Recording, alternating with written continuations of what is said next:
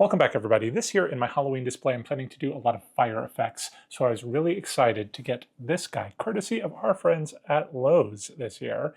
This is a 7.5-foot Smoldering Ghoul animatronic, and I think he's going to fit right in with my fire theme. So let's go ahead and open him up and put him together and see what he looks like.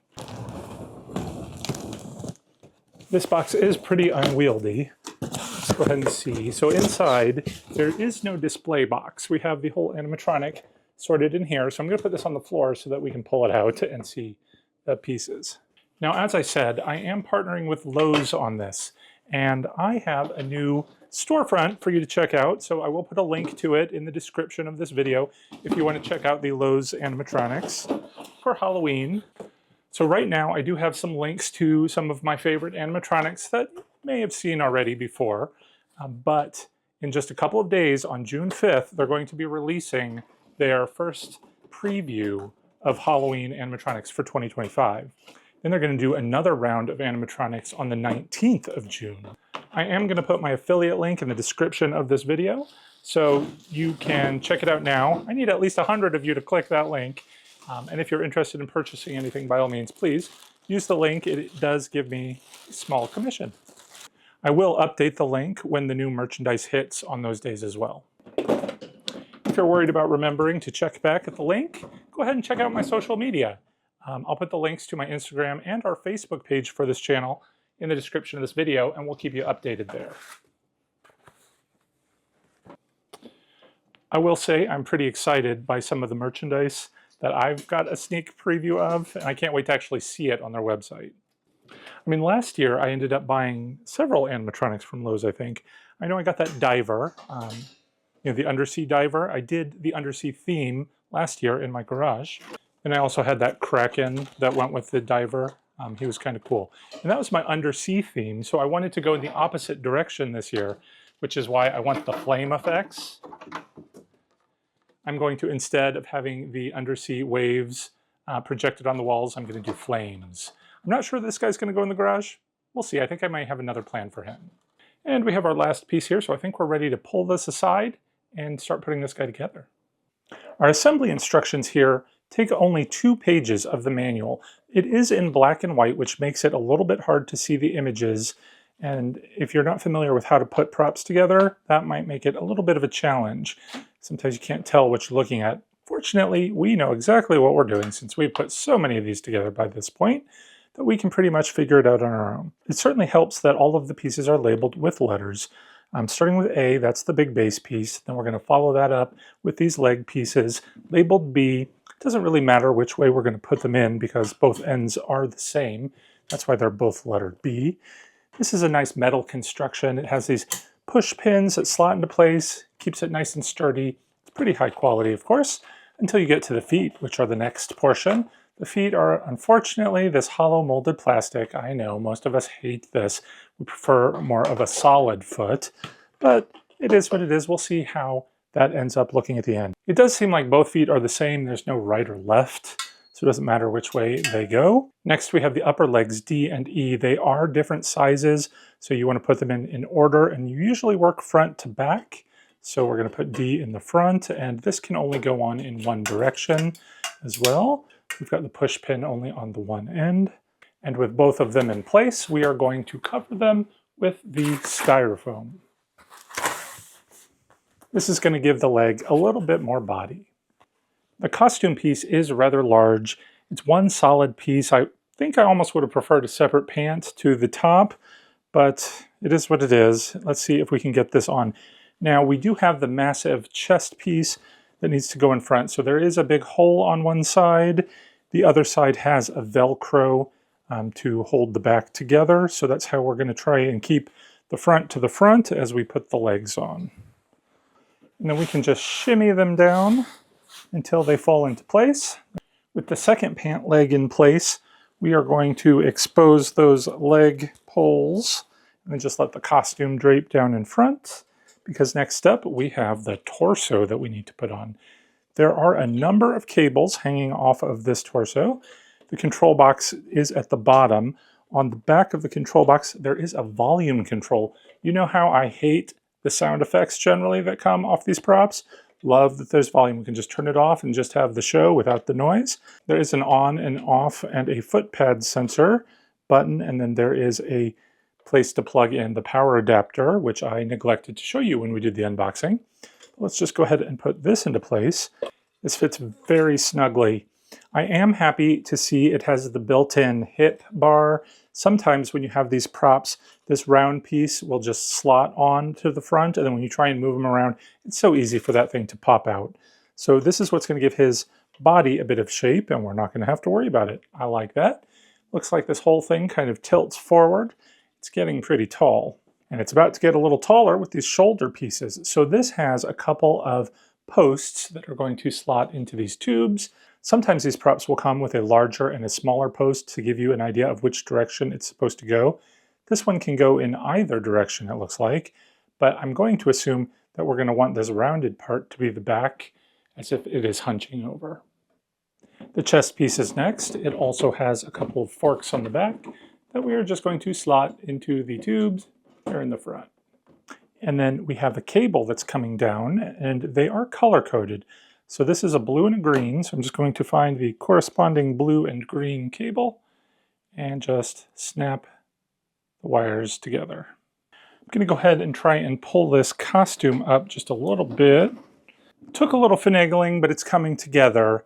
There is a bit of a flap in front, but I'm not going to connect that just yet because we need to access some of the parts and pieces in there. If we turn it around, you can see the flap in the back allows us access to the control box and the mechanicals. Before we do anything else, I do want to go ahead and plug in the power cord here to the control box in the back.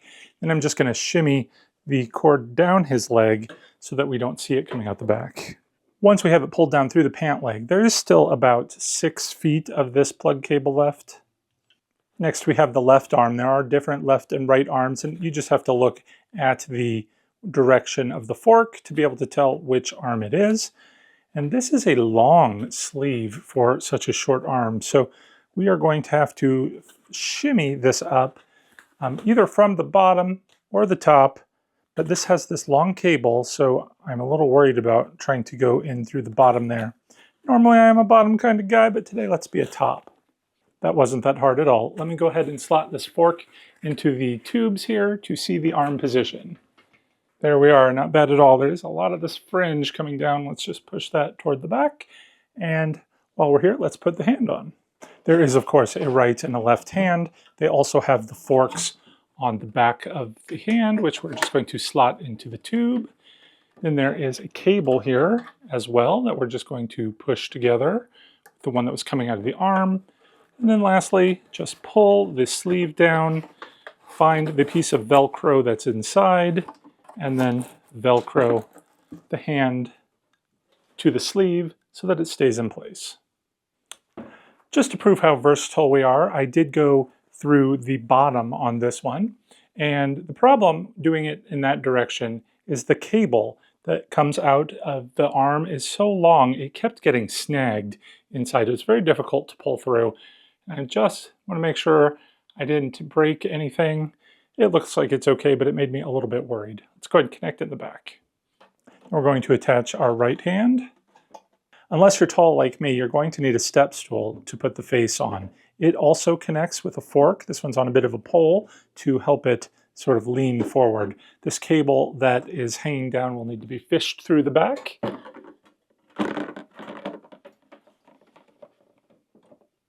Here he is in his 7.5-foot glory, but we're not quite done. We have to fix his costume.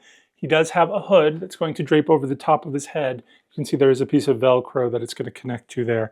We also have a sensor on a piece of Velcro here that just we are going to place into the costume front where there is a hole, and then that costume piece is also going to Velcro to the front. And I think once we get the rest of the costume securely in place, you're not going to see this extra flapping. And he's going to look fantastic.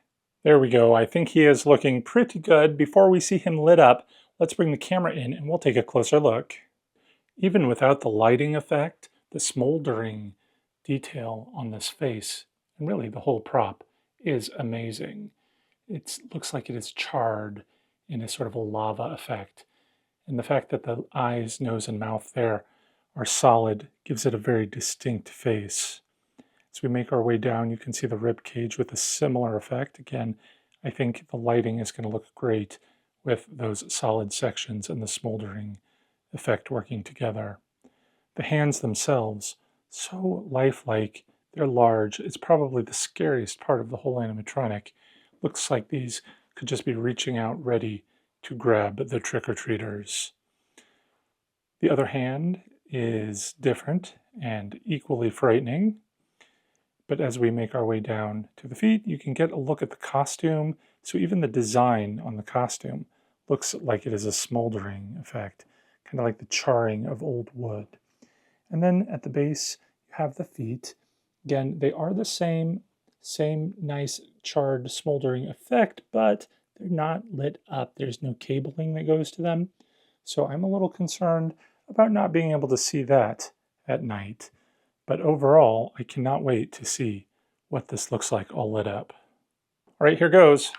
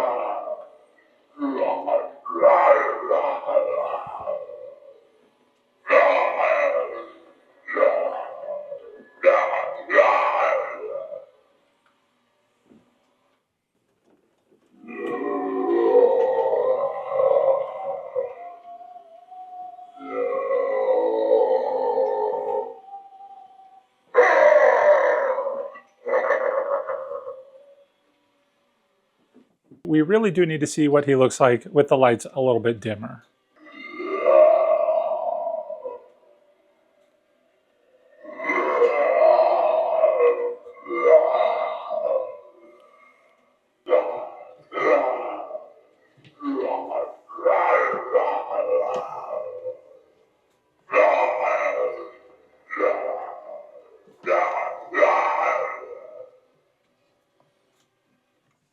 I really love the fact that he has 4 distinct sound effects, and they are just like that laughing and grunting. It doesn't have any of the horrible noises in the background, which I think is great for a prop. He'll fit in my display, and I can just have a little bit of sound, if I want, coming out of him.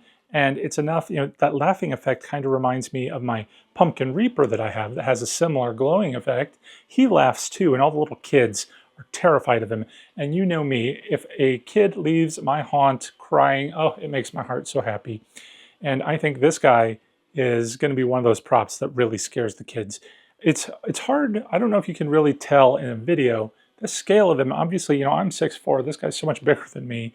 Standing next to him is just awesome because not only does he have the fun glowing effect, but that lunging, I didn't read the description on the product, so I didn't really realize he lunged. And it's very fluid. When you turn him to the side, you can kind of see, his head moves in a different direction as, his body, just making it very fluid. And, I compared him a moment ago to the Pumpkin Reaper that I have, and I almost think the glowing effect that you can see here is a little bit better.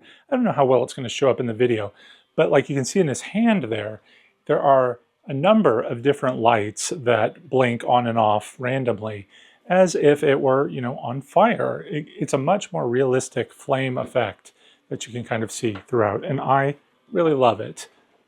So I really don't understand why some of the reviews on the Lowe's website are pretty poor for this prop, because I think he is amazing.